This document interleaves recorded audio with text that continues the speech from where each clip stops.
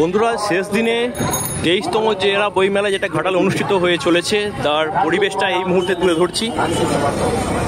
স্বাভাবিক ব্যাপার, আজ শেষ দিন, সোমবার, তো অনেকটাই বেশি আগের তুলনায় বইপ্রেমীরা এসেছেন।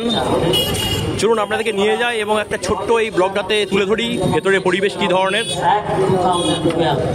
আর যারা যারা দেখছেন অবশ্যই আমার এই ছোট্ট চ্যানেলটা সাবস্ক্রাইব করবেন, আমাদের পাশে থাকবেন।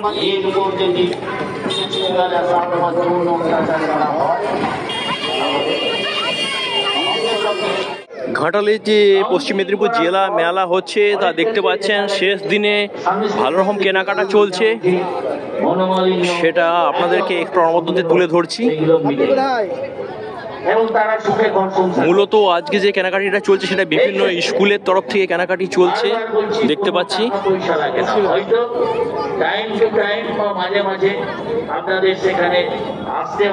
দেখুন, বাচ্চারাও বই কিনে নিয়ে যাচ্ছে এবং এক ভর্তি বই ঝুলছে, সেই ছবিগুলো দেখা যাচ্ছে। সেই জন্য বলছি, এরকম বহু ধরনের কাউন্সিলিং এ আমি পার্টিসিপেট করেছি।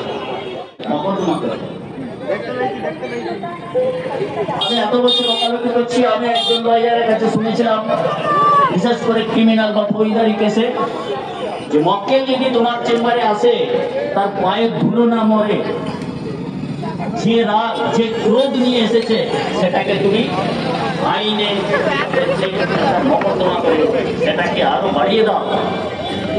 বাড়িয়ে দিলে তোমার রোজগার বাড়বে, কেস বাড়বে।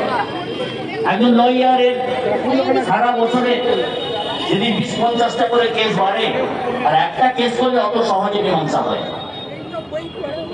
মহরি বাবুরাও মীমাংসা করতে দেবে না, উকিল বাবুরাও দেবে, এটা লিগ্যাল প্রফেশন।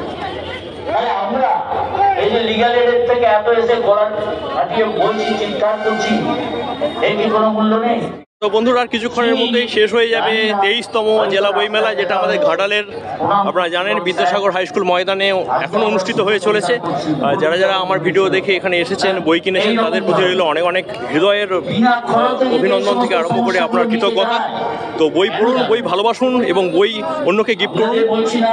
এই দিয়ে আজকে শেষ করব। সবাই ভালো থাকুন, সুস্থ থাকুন। টাটা বন্ধুরা।